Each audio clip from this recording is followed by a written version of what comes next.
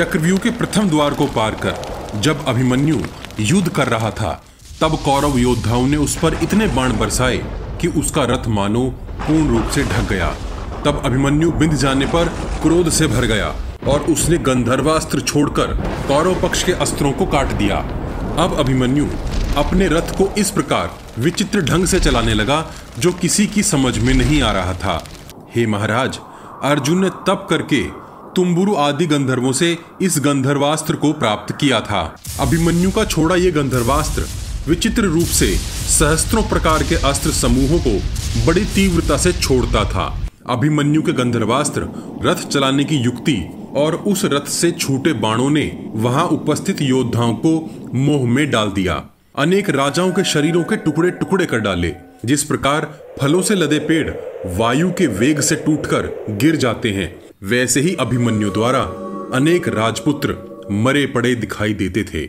जिस प्रकार अभिमन्यु ने उन सुख में पले बढ़े राजपुत्रों को मार डाला, यह देखकर दुर्योधन डर गया और क्षण भर में ही क्रोध से भरकर अपना आपा खोकर अभिमन्यु की ओर झपटा। हे महाराज, एक क्षण के लिए अभिमन्यु और आपके पुत्र दुर्योधन के बीच युद्ध हुआ। अभिमन्यु के सैकड़ों बाणों से बिंधकर दुर्योधन वहां से तुरंत पलायन कर गया। धृतराष्ट्र ने कहा, हे सूत, तू कहता है कि अकेले उस महात्मा अभिमन्यु ने असंख्य योद्धाओं के साथ घोर संग्राम किया और उन पर विजय पाई। अभिमन्यु के इस पराक्रम पर विश्वास नहीं होता, किंतु जो धर्म के मार्ग पर चलते हैं उनके विषय में ऐसा होना कोई अधिक अचरज की बात भी नहीं है। मुझे आगे बताओ कि जब दुर्योधन वहां से पीठ दिखाकर पलायन कर गया तो उन्होंने अभिमन्यु को मारने के लिए कौन सा उपाय किया था? हे महाराज, वहां खड़े योद्धा अपने मरे हुए भाई, पिता, मित्रों, पुत्रों और बंधु बांधवों को छोड़ हाथी और घोड़ों को दौड़ाकर भागने लगे। सेना को इस प्रकार भागती देख द्रोण, अश्वत्थामा, बृहद्वल, कृपाचार्य, दुर्योधन, कर्ण, कृतवर्मा और शकुनी क्रोध से भरकर उस अजित अभिमन्यु पर चढ़ गए। अभिमन्यु ने बाण वर्षा कर उन्हें अनेक बार पीछे हटाया। अकेला लक्ष्मण, जो बालकपन से ही अत्यंत सुख से पला बढ़ा था और बड़े घमंड से निर्भय बनता था, वह तेजस्वी लक्ष्मण ही उस समय वहां खड़ा रह सका। उसके पीछे पुत्र प्रेम में दुर्योधन आकर खड़ा हुआ और दुर्योधन के पीछे बाकी सब योद्धा। जिस प्रकार मेघ पर्वत पर जल बरसाते हैं, वैसे ही सब कौरव योद्धा मिलकर अभिमन्यु पर बाण बरसाने लगे। परंतु जिस प्रकार चारों ओर से बहने वाली वायु मेघों को उड़ा देती है, उसी प्रकार अभिमन्यु ने उन सब के बाणों को छिन्न भिन्न कर डाला। हे महाराज, उस समय दुर्धर्ष किंतु देखने में प्यारा लगने वाला आपका पोता लक्ष्मण, जो दुर्योधन के आगे खड़ा था, उसके सामने अभिमन्यु एक मतवाले हाथी की तरह आया। अभिमन्यु ने अति तीक्ष्ण बाण अति वेग से लक्ष्मण की भुजाओं में मारे और आपका पोता अभिमन्यु आपके दूसरे पोते लक्ष्मण से बोला, तुझे जो कुछ देखना हो भली प्रकार अभी देख ले, क्योंकि मैं तेरे बंधुओं के सामने ही तुझे यमलोक भेज दूंगा। इतना कहकर अभिमन्यु ने एक भल्ल नामक बाण अपने धनुष पर चढ़ाया और उस बाण के छूटते ही सुंदर नाक, भौं और केशों वाला मस्तक मुकुट सहित कटकर दूर जा गिरा। लक्ष्मण के मारे जाने पर वहां समीप खड़े योद्धा हाहाकार करने लगे। अचानक अपने प्रिय पुत्र के मारे जाने से व्यथित और चकित दुर्योधन जोर जोर से चिल्लाने लगा, अरे इस अभिमन्यु को अभी मार डालो इसे। पीछे खड़े द्रोण, अश्वत्थामा, कृपाचार्य, कर्ण और हृदिक पुत्र कृतवर्मा, इन 6 महारथियों ने अभिमन्यु को घेर लिया। परंतु अर्जुन का पुत्र उन सब पर अति शीघ्रता से वेगवान बाण बरसाने लगा और उनके बीच से निकलकर सिंधु राज की सेना पर जा चढ़ा। अभिमन्यु को ऐसे जाते देखकर कलिंग सैनिक निषादगण और पराक्रमी क्राथ पुत्र अभिमन्यु के सामने हाथियों की सेना लेकर आए और उसका रास्ता रोक दिया। उनके बीच बड़ा भारी युद्ध शुरू हो गया। अर्जुन पुत्र ने उस गज सेना को इस प्रकार नष्ट कर दिया जैसे आकाश में वायु बादलों के टुकड़े कर डालती है। इतने में ही क्राथ नामक योद्धा ने अभिमन्यु पर बाण वर्षा प्रारंभ कर दी। पल भर में ही द्रोण और अन्य महारथी अपने धनुषों पर टंकार देते हुए पुनः अभिमन्यु के समीप आ पहुंचे। उन सब ने अपने उत्तम अस्त्रों का उपयोग अर्जुन कुमार पर किया। अभिमन्यु ने उन सब के बाणों को नष्ट कर क्राथ पुत्र को मारने की इच्छा से अनेकों अनेक वेगवान बाण इतनी शीघ्रता के साथ चलाए कि क्राथ पुत्र को संभलने का मौका भी नहीं मिला। उसके धनुष, दोनों भुजाएं, मुकुट सहित शीश, ध्वज, सारथी, घोड़े और रथ भूमि पर गिरा दिए। कीर्ति, शास्त्र ज्ञानी और बलवान क्राथ पुत्र के इस प्रकार अंत को देख बहुत से योद्धा फिर से युद्ध से मुंह फेरने लगे। धृतराष्ट्र बोले, इस प्रकार रथ को चलाने वाले और शत्रु दमन करने वाले इस अपराजित अभिमन्यु को अब चक्रव्यूह में किसने रोका? संजय बोले, महाराज, तुरंत ही उन्हीं 6 योद्धाओं ने अभिमन्यु को पुनः घेर लिया। चक्रव्यूह के बाहर जयद्रथ पर बड़ा भारी आक्रमण हो रहा था। यह देखकर आपकी सेना युधिष्ठिर पर टूट पड़ी। इधर चक्रव्यूह के अंदर ताड़ के समान बड़े धनुष वाले योद्धा अभिमन्यु पर बाण बरसाने लगे, किंतु सब विद्याओं में निपुण वीरों को कुचलने वाले उस महाधनुर्धारी ने उन सब महाधनुषधारियों को अपने बाणों से सुन्न कर दिया।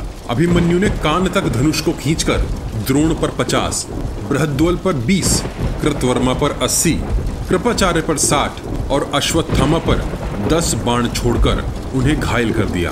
उन सब शत्रुओं के बीच खड़े कर्ण के कान को अपने एक बलशाली कर्णी नामक बाण से घायल कर दिया। अगले ही क्षण उसने कृप के घोड़ों और सारथी को घायल कर कृपाचार्य की छाती में 10 बाण मारे। महाराज, इससे पहले कि कोई कुछ समझ पाता, कौरव सेना के देखते देखते ही अभिमन्यु ने कौरवों की कीर्ति बढ़ाने वाले वृंदारक को यमलोक भेज दिया। तभी अश्वत्थामा ने शत्रुओं का संहार करते अभिमन्यु पर शूद्रक नामक 25 बाण छोड़े, जिससे अभिमन्यु घायल हो गया। तभी अभिमन्यु ने भी बिना घबराए अश्वत्थामा पर अति शीघ्रता से तीक्ष्ण बाणों की वर्षा कर डाली। अश्वत्थामा ने भी 60 चमचमाते बाणों से अभिमन्यु को छा दिया, परंतु उसके बाण मैनाक पर्वत के समान खड़े अभिमन्यु को कंपा न सके। अभिमन्यु ने क्रोध से भरकर अश्वत्थामा पर 73 बाण मारे। तभी समीप खड़े पुत्र प्रेम रखने वाले द्रोणाचार्य ने अभिमन्यु पर 100 बाण छोड़े। अपने पिता प्रेम के कारण अश्वत्थामा ने भी अभिमन्यु पर 8 बाण छोड़े। ऐसा होता देख बाकी योद्धाओं ने भी बाण छोड़े। कर्ण ने 22, कृतवर्मा ने 20, बृहद्वल ने 50 और कृपाचार्य ने 10 भल्ल बाण अभिमन्यु पर चलाए। अभिमन्यु ने भी हर दिशा से आते बाणों के जवाब में सबको 10-10 बाण मारे। तभी कौशल देश के राजा ने अभिमन्यु पर कर्णी नामक बाण मारा, जो अभिमन्यु की छाती को घायल कर गया। अभिमन्यु ने अनेक बाण मारकर उसके घोड़े, सारथी, ध्वजा, धनुष को काटकर भूमि पर गिरा दिया। रथ विहीन हुए कौशलराज हाथ में ढाल और तलवार लेकर अभिमन्यु का शीश काटने आगे बढ़ा। अभिमन्यु ने कौशल राज के हृदय में एक बलशाली बाण मारा और वह वहीं ढह गया। फिर अभिमन्यु ने भारी बाण वर्षा कर उसे अपशब्द कहने वाले अनेकों अनेक योद्धाओं को बृहद्वल सहित मार डाला। बृहद्वल का वध करके रण में सबको स्तब्ध करता हुआ विचरने लगा। हे महाराज, अर्जुन कुमार अभिमन्यु ने पुनः एक बाण से कर्ण के कान पर चोट पहुंचाई और उसे क्रोध दिलाने की चेष्टा में 50 बाण उसकी ओर चलाए। राधापुत्र कर्ण ने भी उतने ही बाणों से अभिमन्यु को बींध डाला। रक्त की अनेक धाराएं बह निकली। अभिमन्यु ने भी एक जोरदार आक्रमण किया और वैसे ही रक्त की धार कर्ण के शरीर से भी बह निकली। हे महाराज, दोनों महावीर खून से नहाए बड़ी शोभा पा रहे थे। तदनंतर अभिमन्यु ने विचित्र युद्ध करने वाले कर्ण के 6 मंत्रियों को सारथी और अश्वों सहित मार डाला। तुरंत घूमकर बिना घबराए उसने पुनः 10-10 बाणों से अन्य महाधनुर्धारियों को आहत कर दिया। वहां ये अद्भुत सी बात हुई। भयंकर बाण वर्षा करते हुए उसने दूर तक सीधे जाने वाले बाणों से मगध राज के पुत्र को 6 बाण मारकर घोड़े और सारथी सहित तरुण अश्वकेतु को भी मार डाला। जिस मार्ती कावत देश के राजा भोज, जिसकी ध्वजा पर हाथी का चिन्ह था, उसे शूरप्र बाण से मारकर अभिमन्यु गरजने लगा। तभी दूसरी दिशा से दुशासन के पुत्र ने 4 बाण मारकर अभिमन्यु के चारों अश्वों को घायल कर दिया। 1 बाण सारथी और 10 बाण अभिमन्यु पर चलाए। यह देखकर अर्जुन कुमार के नेत्र क्रोध से लाल हो गए और उसने दुशासन पुत्र को 7 बाणों से बींध डाला और गरजते हुए बोला, अरे तेरा पिता तो कायर की भांति युद्ध छोड़कर भाग गया था। ये बड़े सौभाग्य की बात है कि तू भी युद्ध करना जानता है, किंतु आज तू जीवित नहीं छूटेगा। यह भाग यही समाप्त होता है। अगले भाग में देखेंगे कि आचार्य अभिमन्यु को घेरने के लिए क्या रणनीति बनाएंगे। क्या अभिमन्यु की युद्ध शैली अर्जुन से बेहतर थी? आप कमेंट बॉक्स में कमेंट करके हमें जरूर बताइए। अपने प्रियजनों तक यह ज्ञान पहुंचाने के लिए वॉच गॉड चैनल को सब्सक्राइब और शेयर करना मत भूलिए। सब्सक्राइब बटन के बगल में बनी छोटी सी घंटी भी बजा दीजिए। जय श्री कृष्ण, हर हर महादेव।